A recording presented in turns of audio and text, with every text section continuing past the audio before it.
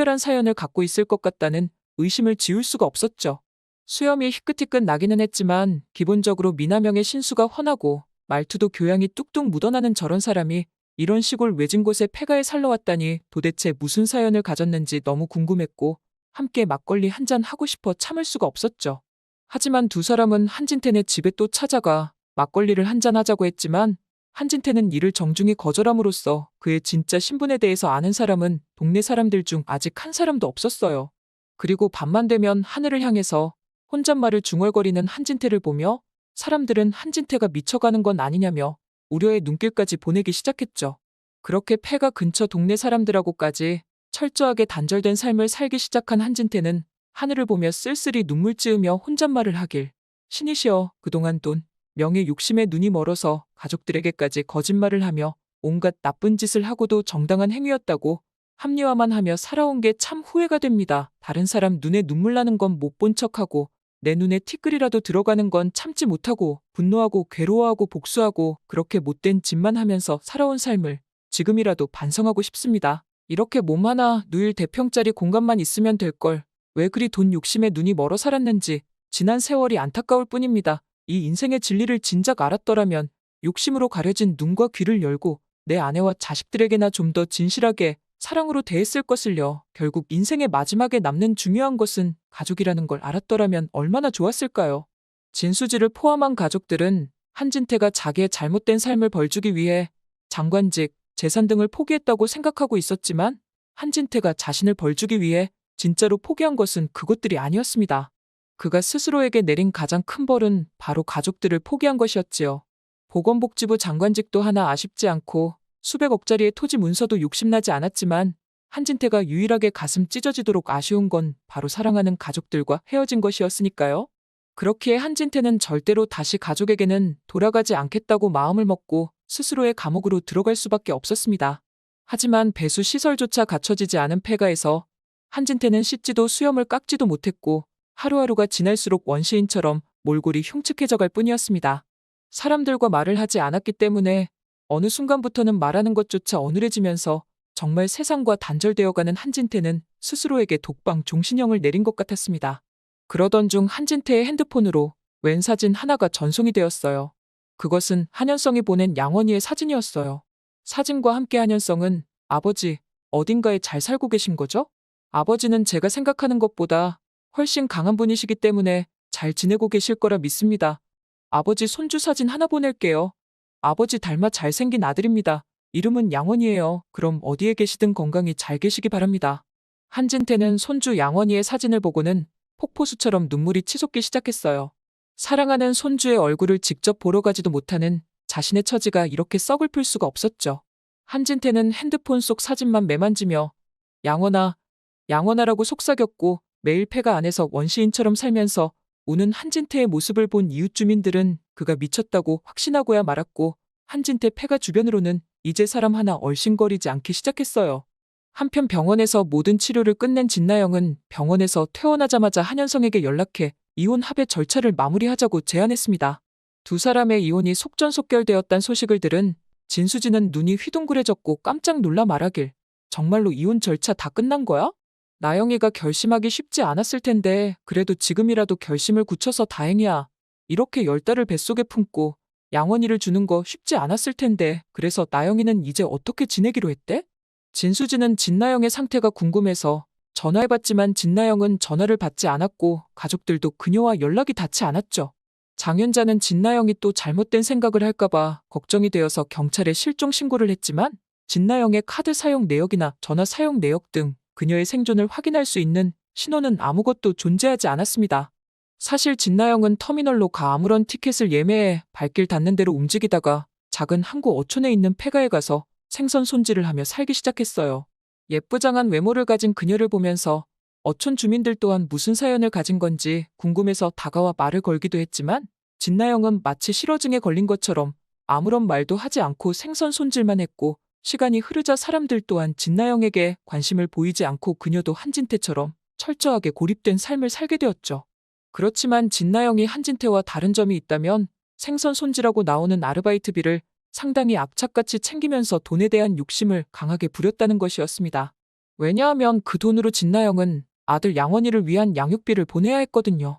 물론 한현성은 양육비를 보낼 필요 없다고 진나영에게 분명하게 말해두었지만 진나영은 열심히 노동을 해서 일한 대가로 번 돈을 자식을 위해 보내는 게 삶을 살아갈 유일한 이유가 되어주었죠. 그렇기 때문에 진나영은 매월 1일 양육비를 보냈고 한현성 또한 돈은 전혀 필요 없었지만 진나영이 보내주는 돈을 보면서 그녀가 살아있다는 걸 알 수 있었기 때문에 오히려 돈이 입금되면 다행이라고 여겼어요.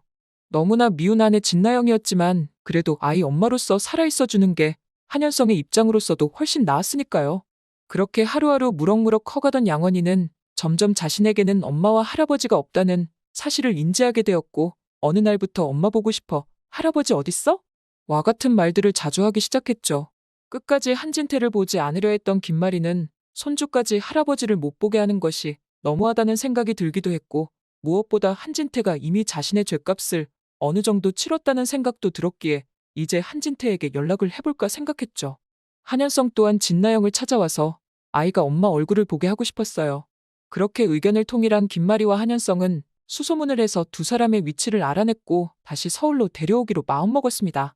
한진태가 지내는 폐가로 간 김마리는 그만 원시인처럼 어깨까지 내려오는 머리에 배추도사처럼 길어진 눈썹과 콧수염으로 뒤덮여 전혀 알아보지 못하게 변해버린 한진태를 보고 놀라서 까무러칠 뻔했지요.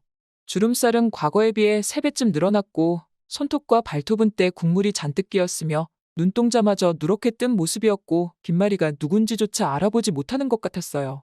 게다가 비위생적인 환경에서 오랫동안 지냈던 한진태는 건강 또한 무척 안 좋아 보였고 119를 불러 해들병원에 입원시켰고 한진태는 병원에서 깨어났을 때 김마리가 옆에 있는 것을 보고는 펑펑 눈물을 흘리기 시작했어요. 떠나기 전 담담하게 미안함을 호소하던 것과 달리 정말 대성통곡을 하며 김마리를 보고는 눈물을 흘리며 미안해했죠.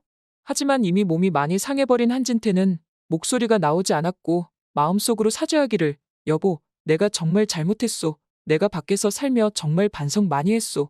내가 호강이 넘쳐흘러 잘못된 선택을 했소이다. 정말 또 말하면 입이 아플 정도로 미안하오.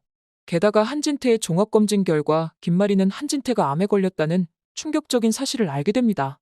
그렇게 급격하게 몸과 마음이 쇠약해진 한진태는 그 후 오랫동안 살지 못하고 몇 달 만에 하늘나라로 가게 되었어요. 한진태는 자신의 수명이 다한 걸 원망하기보단 그래도 마지막을 가족들과 함께 할 수 있단 게 너무나 감사할 뿐이었죠.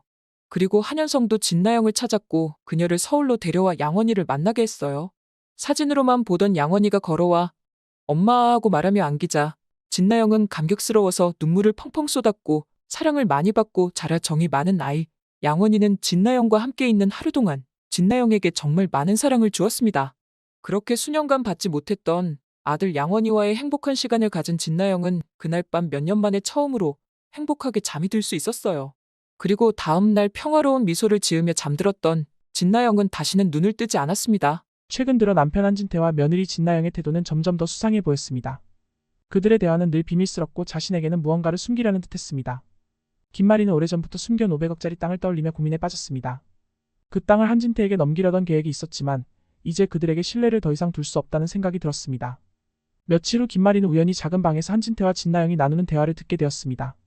문이 살짝 열려 있었고 그 사이로 두 사람의 대화 소리가 흘러나왔습니다. 김마리는 조용히 다가가 귀를 기울였습니다. 넥타이핀을 찾아야 해요. 그게 없으면 우리는 끝장나요. 진나영이 다급한 목소리로 말했습니다. 그녀의 말 속에는 긴장과 불안이 가득했습니다. 한진태는 잠시 침묵하더니 낮은 목소리로 대답했습니다. 내가 알아서 처리할 거야. 너는 너무 신경 쓰지 않아도 된다. 그동안 우리가 쌓은 것을 한 번에 망칠 순 없어. 마리는 가슴이 철렁 내려앉는 것을 느꼈습니다. 넥타이핀이라니 도대체 그것이 무엇인지 알지 못했지만 두 사람이 자신을 속이고 있다는 사실만은 확실히 알 수 있었습니다. 마리는 조용히 그 자리를 떠났습니다.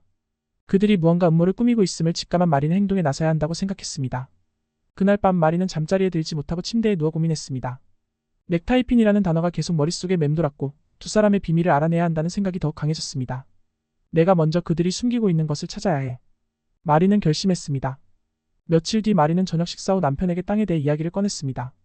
여보, 내가 가지고 있는 그 500억짜리 땅, 그거 이제 당신에게 넘겨줄 때가 된 것 같아요. 나보다는 당신이 재테크를 잘하니까 당신이 관리를 하는 게 맞을 것 같아요. 우리가 그걸 어떻게 활용할 수 있을지 생각해 볼래요? 한진태는 잠시 멈칫하더니 미소를 지으며 대답했습니다. 정말 그래도 되겠어? 잘 결정했어. 정말 좋은 생각인 것 같아. 그 땅은 이제 우리 손에 들어와야 해. 바로 어떻게 하면 좋을지 계획들도 생각이 드는군. 마리는 그의 반응을 유심히 살폈습니다. 그의 미소에는 묘한 여유가 느껴졌지만 그 속에는 불안감이 깃들어 있는 것 같았습니다. 남편의 말 속에는 분명 무언가 숨기고 있는 것이 있었습니다. 마리는 그가 자신에게 솔직하지 않다는 것을 깨달았습니다.